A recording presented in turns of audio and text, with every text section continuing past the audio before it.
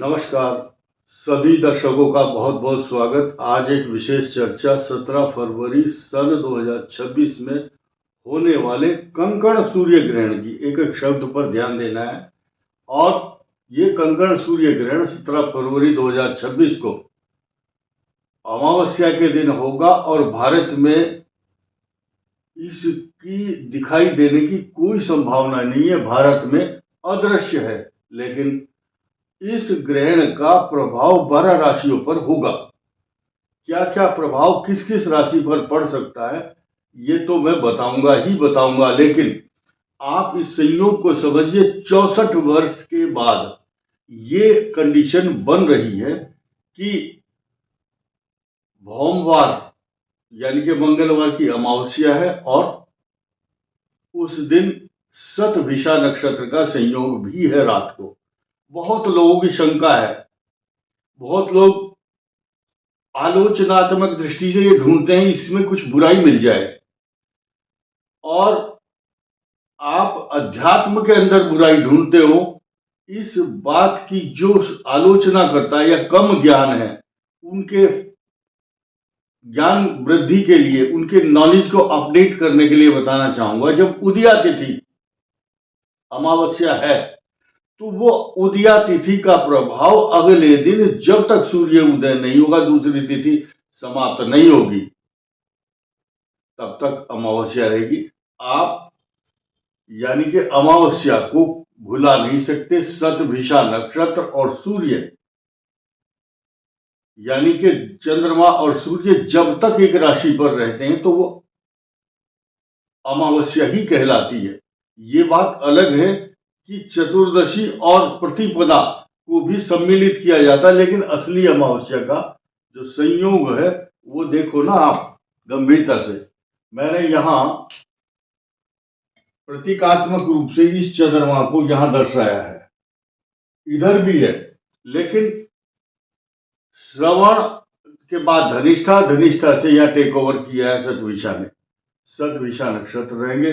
भौमावस्या निशाम अग्रे चंद्रे शतभिषाम गते। इस चीज पर पहले हम चर्चा कर चुके हैं, लेकिन विश्व के समस्त खगोलीय शास्त्री विद्वान इस खगोलीय घटना पर नजर बनाए हुए हैं, पूरे विश्व के लोग, और आपस में चर्चा भी होती है, मीटिंग भी होती है, और बड़ी बड़ी सभाएं और विद्वत सभा में इस बात की चर्चा हो रही है वर्ल्ड लेवल पर।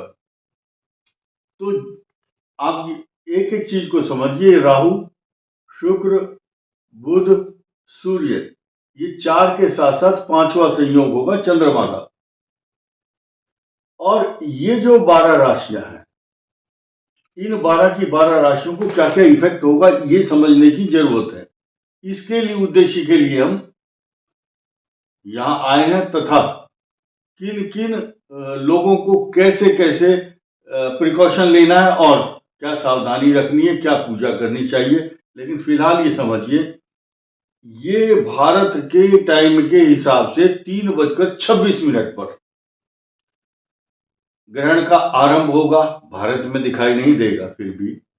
उसके बाद समाप्ति है 7:57 तक। लेकिन जो इसका कंकण ग्रहण, कंकण सूर्य ग्रहण जो स्पर्श है, शाम के 5:31 पर होगा। और यह दक्षिण अफ्रीका, दक्षिण अर्जेंटीना, अंटार्कटिका, इसमें तो बिल्कुल साफ साफ दिखाई देगा।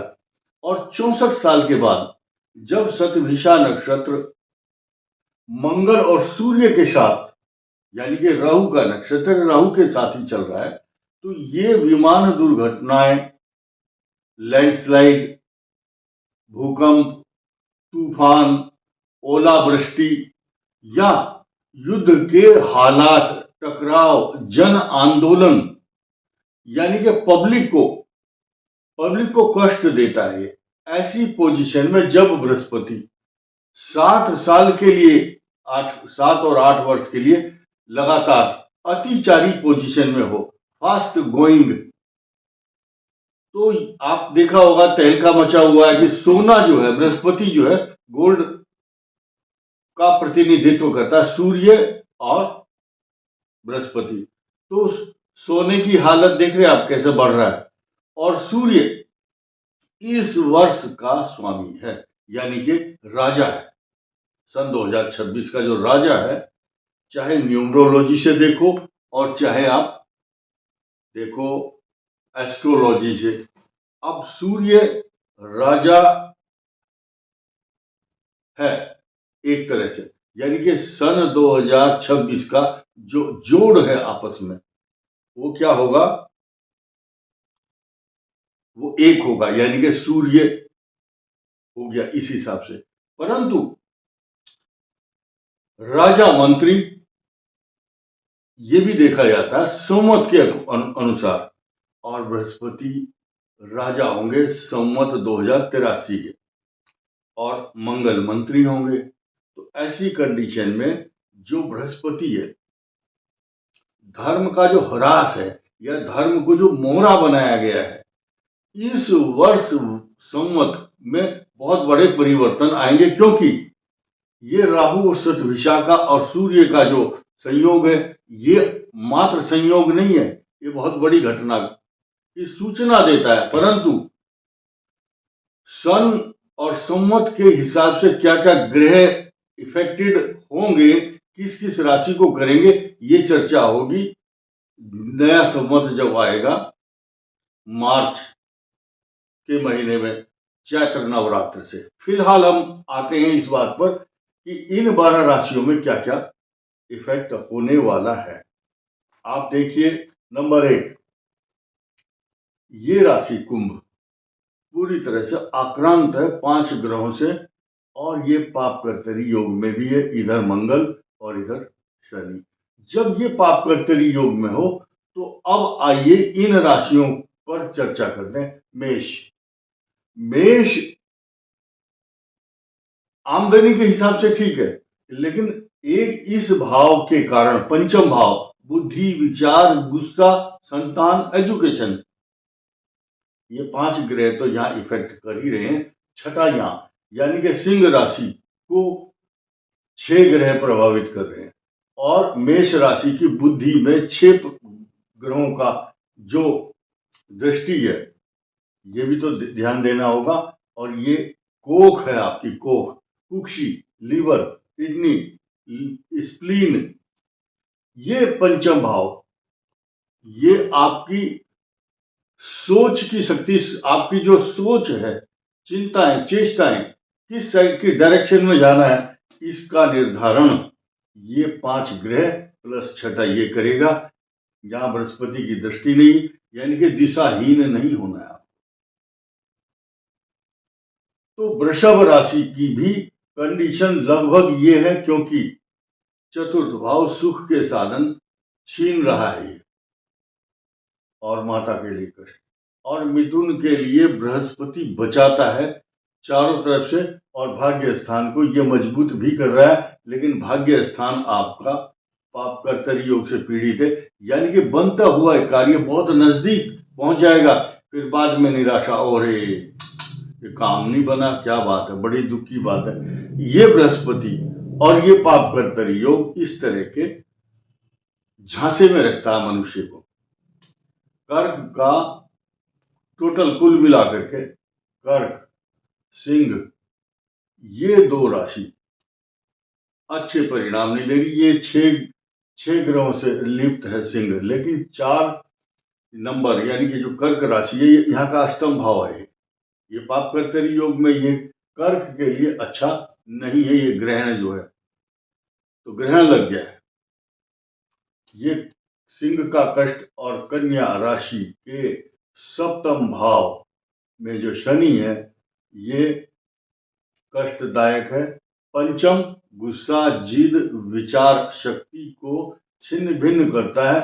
बस एक पॉइंट बहुत अच्छा है कि आपके मार्ग में आने वाले इतने सारे शत्रु और इतनी बाधाओं को ये ग्रह हटाएंगे, परंतु आपको एंजाइटी, नेगेटिव थॉट्स, चिंता नहीं करना है अपने मन के अंदर। तुला के लिए पंचम भाव बुद्धि स्थान को विकृत करता है, लेकिन थोड़ा सा भी गलत डायरेक्शन में जाएंगे, बृहस्पति आपको सुधारने का प्रयास करेंगे।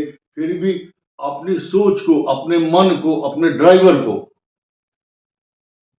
मन रूपी ड्राइवर को सचेत रखना है, हिलने नहीं देना दाएं बाएं। मेरा मन ही दर्पण है आपका, उस दर्पण में देख करके चलो।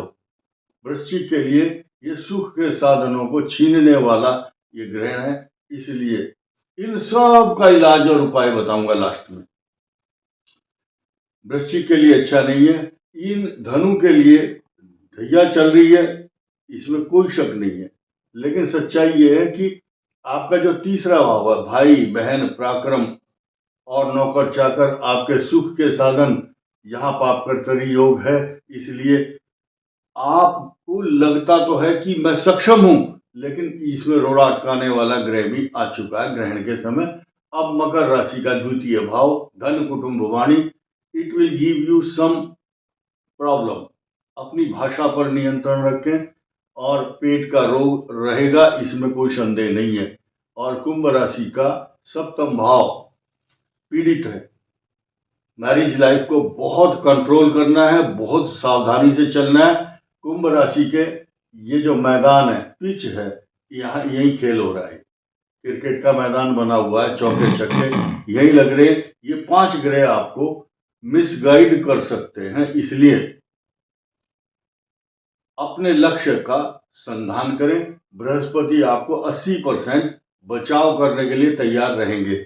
मीन राशि के लिए 12th हाउस में किसी भी प्रकार की कोई रियायत नहीं मिल रही है, बल्कि परेशानियों का इजाफा ये दे रहे हैं सूर्य, राहु, बुध और शुक्र का 12वें भाव में महालक्ष्मी नारायण योग तो है, लेकिन इनके जो खर्चे हैं, इनकी जो परेशानियां हैं, 12वां चंद्रमा, उस दिन किसी से उलझना और लड़ना और एक्सपेंस करना या पैसे के लेन देन पर हिसाब करना, संभल कर चलना जरूरी है। अब मैं जिनके लिए खराब है, या जो लोग समझते हैं मेरी दशा अच्छी नहीं चल रही, जो लोग समझते हैं मेरा गोचर ठीक नहीं है, उस दिन 2 बार कम से कम सुबह और शाम दुर्गा जी के 108 नाम का जाप करें। हिंदी में करें या संस्कृत में। और जो जाप नहीं कर सकते या मंत्र नहीं पढ़ सकते, मन ही मन ओम दुर्गा देव्यै नमः या ओम ऐं ह्रीं क्लीं चामुंडाय विच्चे, अथवा जो आदमी जिस धर्म और संप्रदाय का, कम से कम जैनिज्म हो, कोई भी जोरास्ट्रिज्म, जिस रिलीजन का भी है, कोई हिंदू मुस्लिम सिख ईसाई जैन बौद्ध पारसी यहूदी कोई भी हो, जिस देवता को वो मानते हैं, सिर्फ 8 मिनट 8 मिनट ही कल्याण करने वाले होंगे। सुबह या शाम को 8 सुबह और 8 शाम 16 मिनट निकालो और जिस देवता की पूजा करते हैं करें। वैसा बोलने से आपके मन की और आपके ग्रहों की बैटरी चार्ज होगी और आपको कोई नुकसान नहीं होगा। इस वीडियो में इतना ही। धन्यवाद, नमस्कार।